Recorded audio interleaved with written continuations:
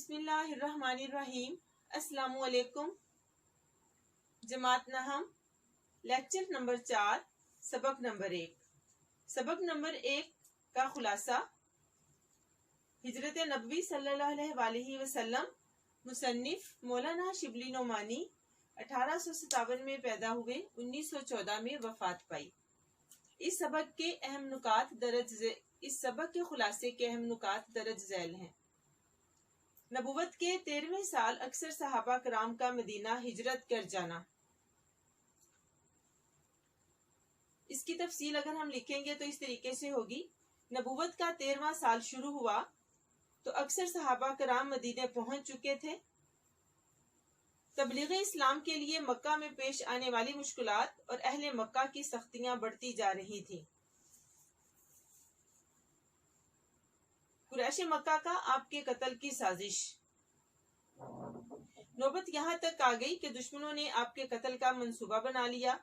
خدا اللہ تعالیٰ کی طرف سے بذریعہ وحی آپ کو بھی محمد صلی اللہ علیہ وسلم کو مدینہ ہجرت کر جانے کا حکم ہوا۔ آپ صلی اللہ علیہ وسلم نے حضرت علی کو بلایا اور فرمایا: مجھ کو ہجرت کا حکم ہو چکا ہے، آج رات تم میرے بستر پر سو جانا اور کل صبح امانتیں واپس کر کے مدینے چلے آنا۔ حضرت علی نے آپ صلی اللہ علیہ وسلم کا حکم سر آنکھوں پر لیا۔ کفار نے آپ صلی اللہ علیہ وسلم کے گھر کا محاصرہ کر لیا، لیکن قدرت نے ان کو بے خبر کر دیا۔ آپ صلی اللہ علیہ وسلم ان کو سوتا چھوڑ کر باہر نکلے اور حضرت ابوبکر کے ساتھ غار ثور میں پناہ لی۔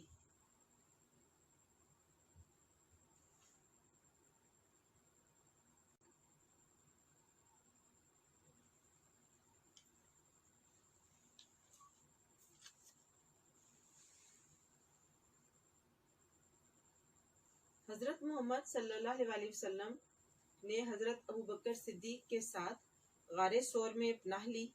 صبح قریش کی آنکھیں کھلی تو رسول کریم صلی اللہ علیہ وسلم کی جگہ حضرت علی کو بستر پر پا کر بہت برہم ہوئے، یعنی کہ غصے میں آ گئے، اور کچھ دیر حضرت علی کو حرم میں محبوس رکھا۔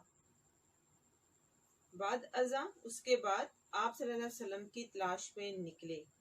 دوسری طرف رسول کریم صلی اللہ علیہ وسلم حضرت ابوبکر رضی اللہ تعالیٰ عنہ کے ساتھ غار میں تھے۔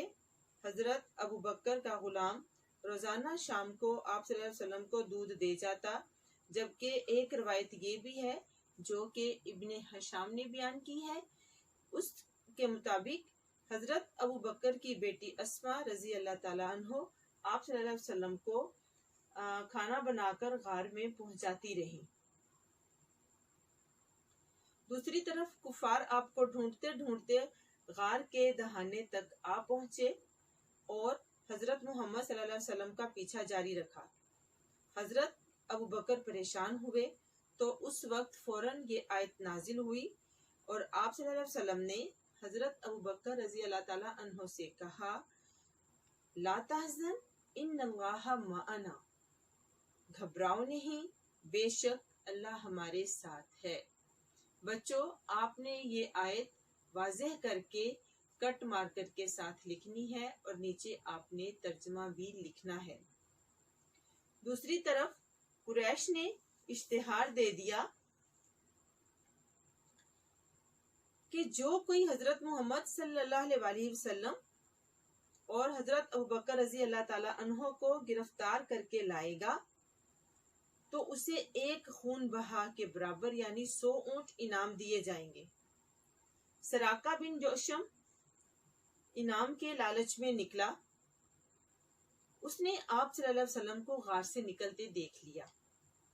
اس نے ان پر حملہ کرنے کا شگون معلوم کرنے کے لیے فال نکالی جو صحیح نہ نکلی، لیکن پھر بھی 100 اونٹوں کا انعام اتنا بھاری تھا کہ وہ باز نہ آیا اور اس نے پیچھا جاری رکھا،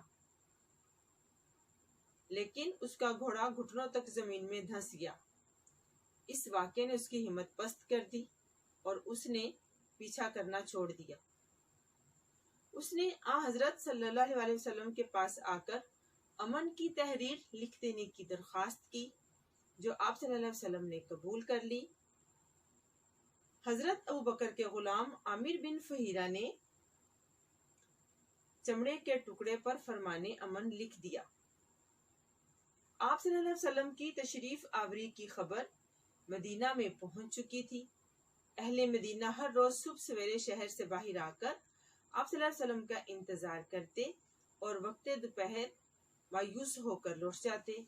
ایک دن ایک یہودی نے کلے سے دیکھا اور قرائن سے پہچان کر پکارا، اہل عرب، تم جس کا انتظار کر رہے تھے وہ آ گیا۔ تمام شہر تکبیر کی آواز یعنی کہ اللہ اکبر کی آواز سے گونج اٹھا۔ یہ سبق سیرت النبی سے لیا گیا ہے۔ بیٹا آپ نے اسی طریقے سے اپنی نیٹ نوٹ بکس پر یہ خلاصہ لکھنا ہے اور خلاصہ مکمل کرنے کے بعد سیرت النبی کے کس کتاب سے لیا گیا ہے وہ بھی لکھنا ہے۔ درمیان میں جو آیت ہے لا تحزن ان اللہ معنا، آپ نے کٹ مارکر کے ساتھ خوبصورتی سے اس کو تحریر کرنا ہے۔ آج ہم نے اپنے سبق ہجرت نبوی کا خلاصہ اور اس کے اہم نکات پڑھے۔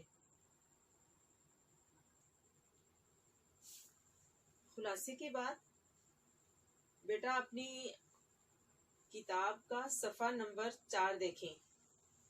خلاصے کے بعد ہم مشق کی طرف آتے ہیں۔ پہلا سوال ہے مختصر جواب دیں۔ پہلا سوال ہے ہجرت نبوی صلی اللہ علیہ وآلہ وسلم سے کیا مراد ہے؟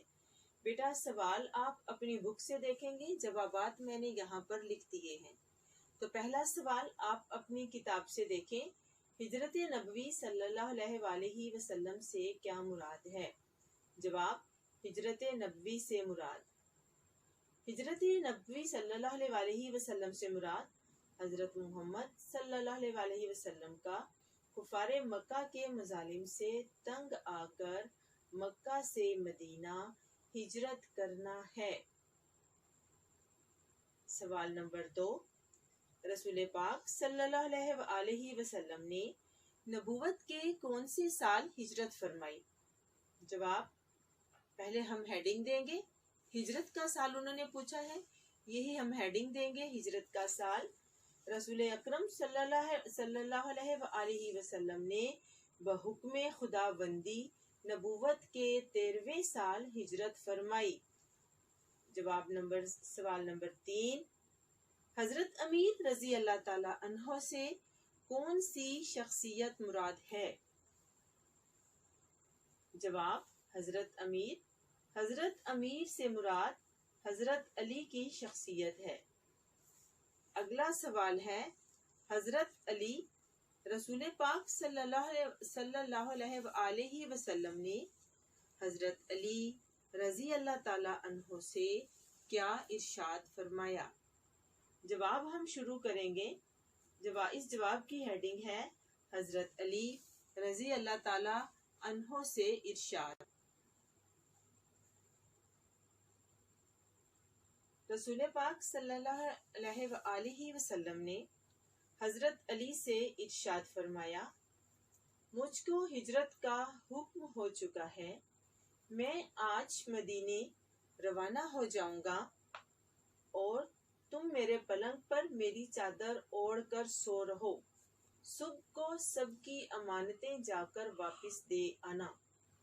اگلا سوال دیکھیں۔ اگلا سوال یہ ہے حضرت اسماء رضی اللہ تعالی عنہ کون تھیں؟ اس کا جواب ہے حضرت اسماء رضی اللہ تعالی عنہ۔ حضرت اسماء رضی اللہ تعالی حضرت ابو بکر رضی اللہ تعالی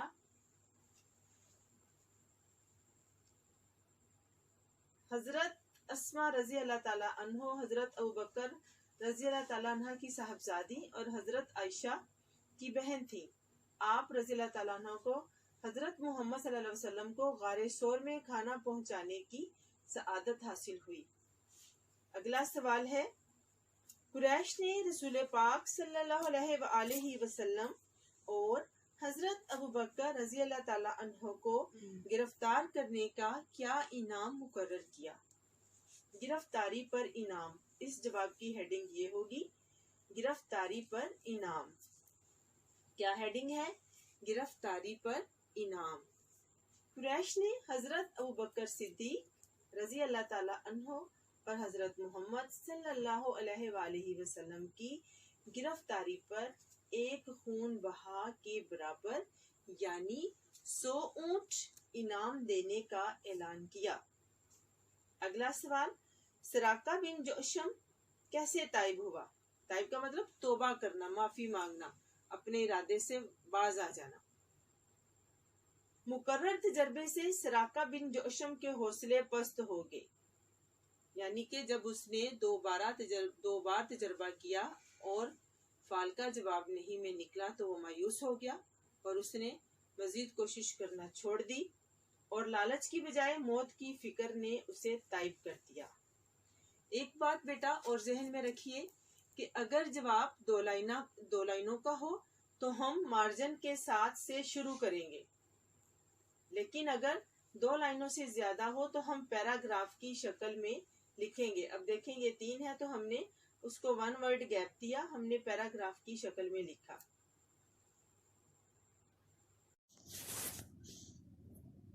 مشق کا سوال نمبر 2، متن کو مد نظر رکھتے ہوئے موزوں الفاظ کی مدد سے خالی جگہ پر کریں۔ بیٹا جب متن کی شرط لگ جاتی ہے تو اس کا مطلب یہ ہے کہ ہم نے وہی لفظ یہاں پر لکھنا ہے جو کہ ہمارے سبق میں موجود ہے، کیونکہ بہت ساری خالی جگہ پر ایسی ہوتی ہے جس میں کوئی بھی مناسب لفظ لگایا جا سکتا ہے۔ اگر متن کی شرط نہ ہو تو پھر ٹھیک ہے، لیکن چونکہ متن کی شرط لگائی گئی ہے تو وہی لفظ لکھیں گے جو ہماری نصابی کتب میں موجود ہے۔ پہلا ہے، حافظ عالم نے مسلمانوں کو دارالامان ڈیش کی طرف رخ کرنے کا حکم دیا۔ اب نیچے 4 لفظ ہمیں دیے گئے ہیں، مکہ، مدینہ، طائف، یمن۔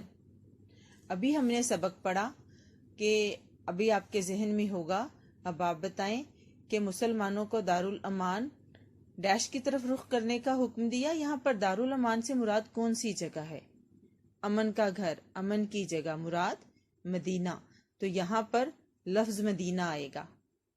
دوسرا ہے، نبوت کا ڈیش سال شروع ہوا اور اکثر صحابہ مدینے پہنچ چکے تو وہی الہی کے مطابق حضرت صلی اللہ علیہ وآلہ وسلم نے بھی مدینے کا عزم فرمایا، یعنی کہ ارادہ کر لیا۔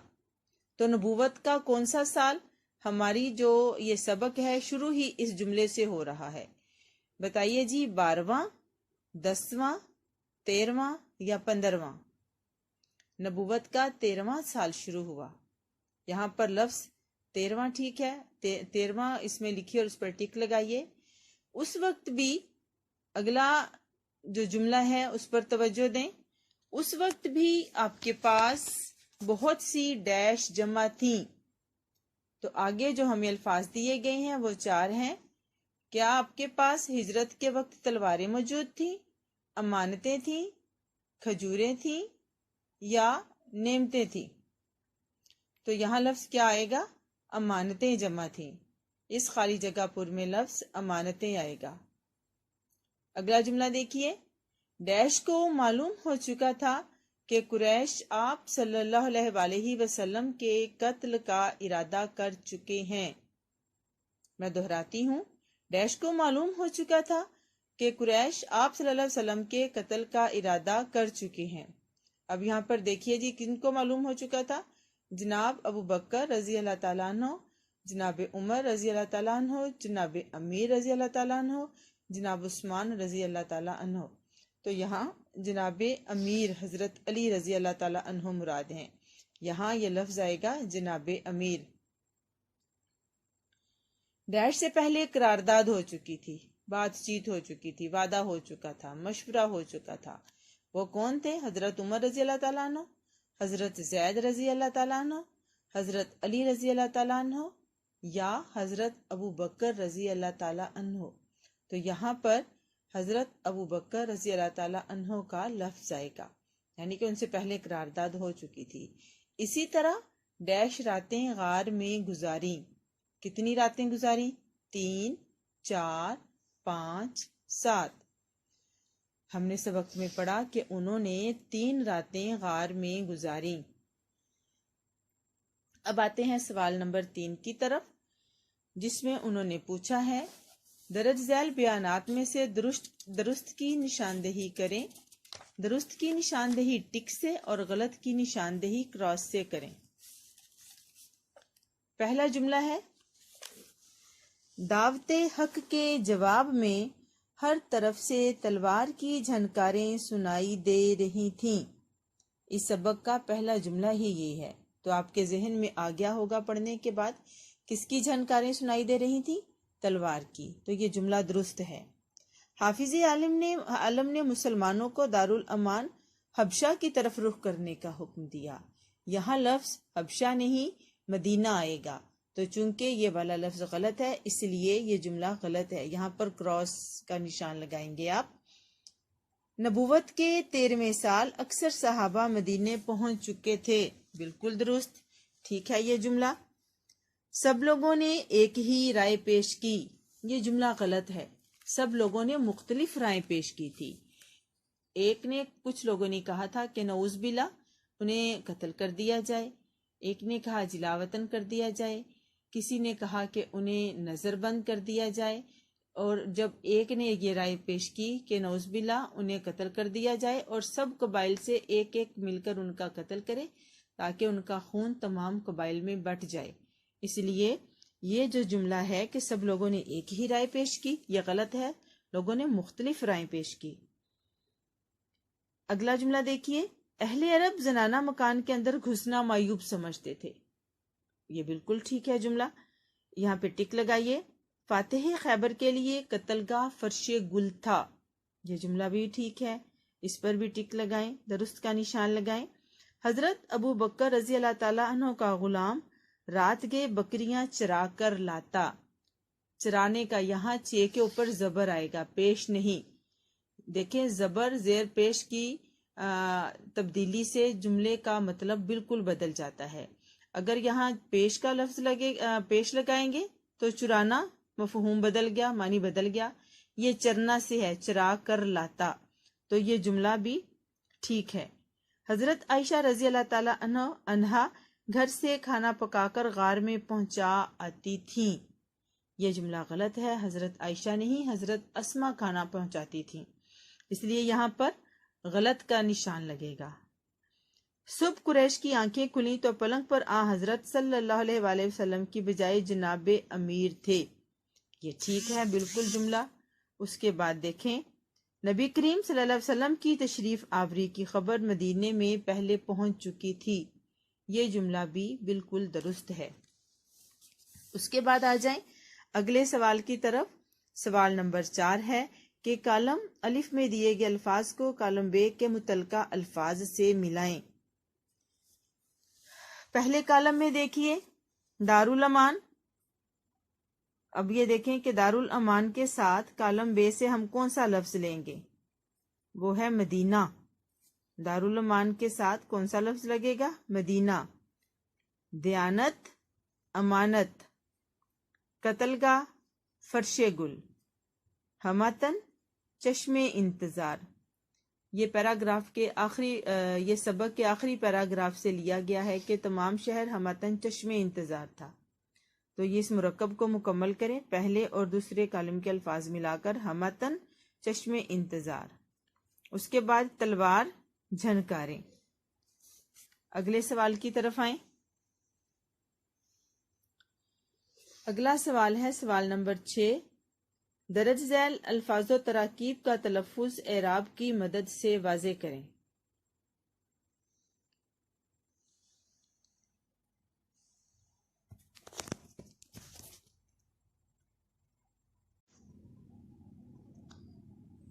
سوال نمبر 3 مکمل ہوا، سوال نمبر 4 بھی، تو سوال نمبر 6 ہم بعد میں کریں گے۔ اب آتے ہیں سوال نمبر 7 کی طرف۔ سوال نمبر 7 میں پوچھا گیا ہے الفاظ کے معنی لکھیے۔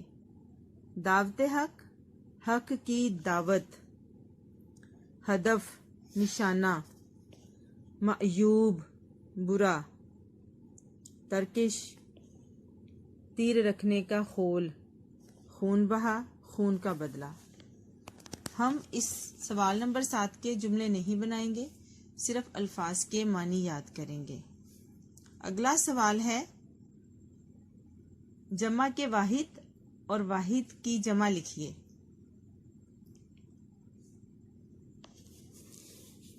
تو پہلا لفظ ہے اہداف، ہدف واحد ہے، اہداف اس کی جمع ہے۔ جھنکاریں جمع ہے، اس کا واحد ہوگا جھنکار۔ رائیں رائے، زنجیر زنجیروں، زنجیریں دونوں ہی ہو سکتے ہیں۔ قبیلہ قبائل۔ اس کے بعد اگلا سوال ہے درج ذیل تراکیب کے معنی لکھیے۔ سوال نمبر 10 کی طرف آئیے۔ سوال نمبر 10 ہے آستانہ مبارک۔ آپ صلی اللہ علیہ وسلم کے رہنے کا گھر، بوسہ گاہ خلائق، مخلوق کے چومنے کی جگہ، فرش گل، پھولوں کا فرش، گراں بہا، بہت قیمتی، ہمتن چشم انتظار، شدت سے انتظار کرنے والی آنکھ۔ جماعت نحم کا ہمارا لیکچر نمبر 4 مکمل ہوا۔ اس کا جو سوال نمبر 6 ہے وہ ہم اگلے لیکچر میں شامل کریں گے، وہ اعراب لگانے والا ہے۔ آپ توجہ دیجئے گا۔ آج اس سبق کی جو ایکسرسائز ہے، سوالات کے جوابات میں نے آپ کو شیٹ پر تیار کر دیے، وہ بھی آپ نے اپنی شیٹ پر لکھنے ہیں، اپنے نیٹ رجسٹر پر لکھنے ہیں، اور باقی کے جو مشق ہے وہ آپ نے بک پر ہی کرنی ہے۔ السلام علیکم ورحمۃ اللہ۔